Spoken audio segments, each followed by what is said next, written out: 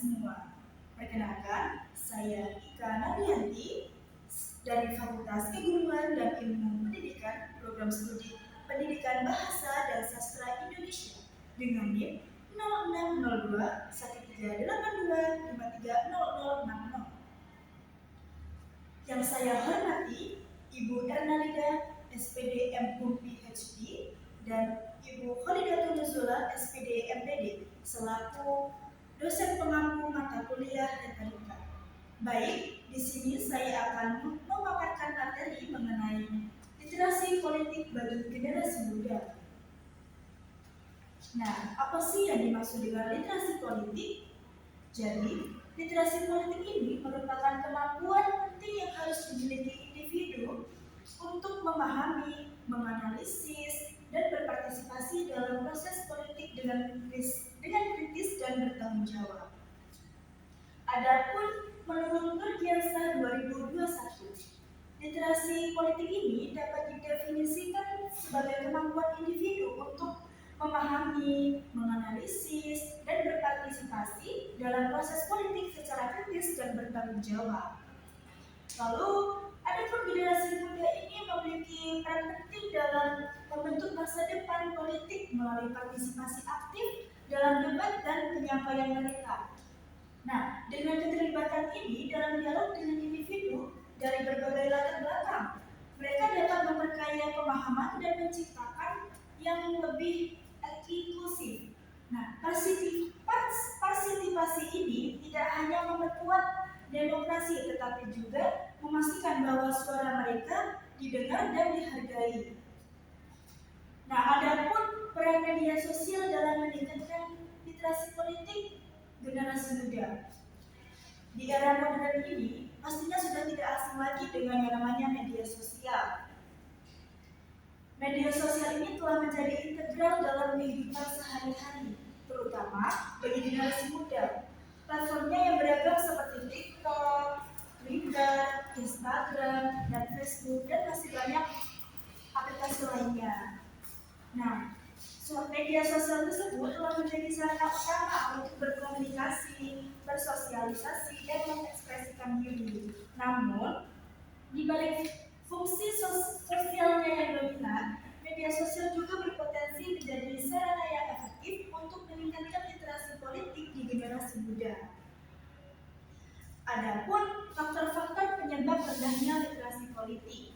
Ada 3 faktor. Yang pertama yaitu faktor struktural dalam sistem pendidikan politik, yang kedua faktor kultural dan sosial, yang ketiga pengaruh media digital dan informasi.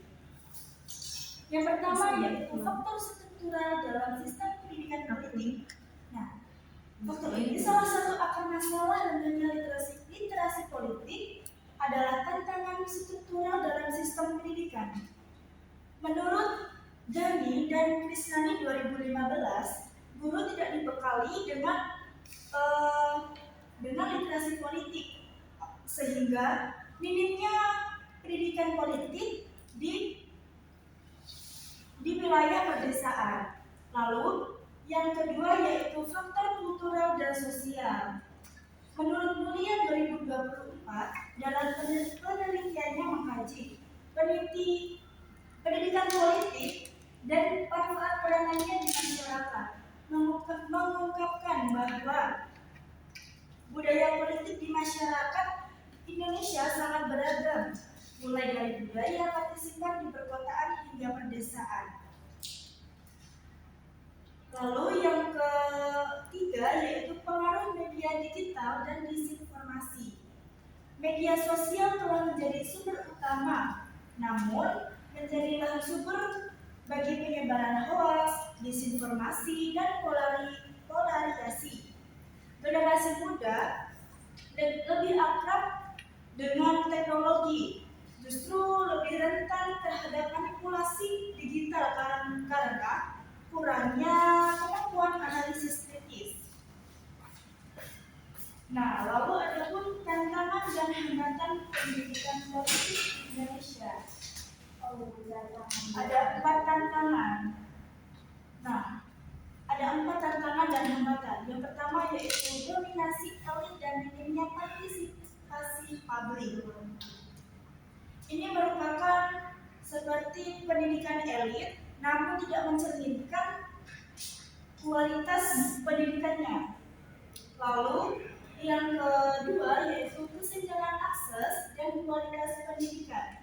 Seperti contohnya yaitu wilayah perkotaan dan perdesaan. Perkotaan memang aksesnya lebih baik, namun kualitas pendidikannya kurang. Lalu yang di pedesaan ini infrastruktur pembangunannya kurang dan akses kualitas itulah yang menjadi hambatan utamanya. Lalu yang ketiga yaitu fragmentasi dan beban kurikulum. Ini seperti pada zaman sekarang yaitu kita kurikulum merdeka. Pendidikan politik ini memang sangat banyak sekali dengan pendidikan kurikulum merdeka yang bagaimana kita akan lebih semangat belajar, agar lebih semangat belajar. Tetapi di sisi lain ada siswa mungkin yang merasa terbebani oleh kurikulum tersebut. Lalu yang keempat yaitu kurangnya inovasi dan adaptasi global. Nah, kurangnya inovasi dan adaptasi global ini, kurangnya mereka beradaptasi terhadap lingkungannya dan kesenjangan antara perkotaan dan pedesaan ini, jadilah mereka yang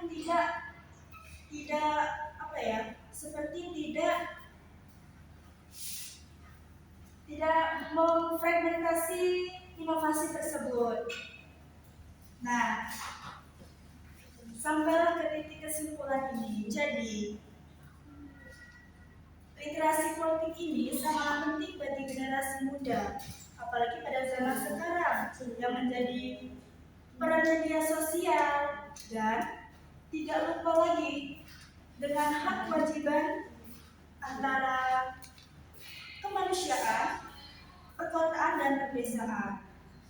Baik, mungkin itu saja yang dapat saya paparkan. Kurang dan lebih saya mohon maaf. Kepada Tuhan saya mohon ampun. Saya akhiri. Wassalamualaikum warahmatullahi wabarakatuh.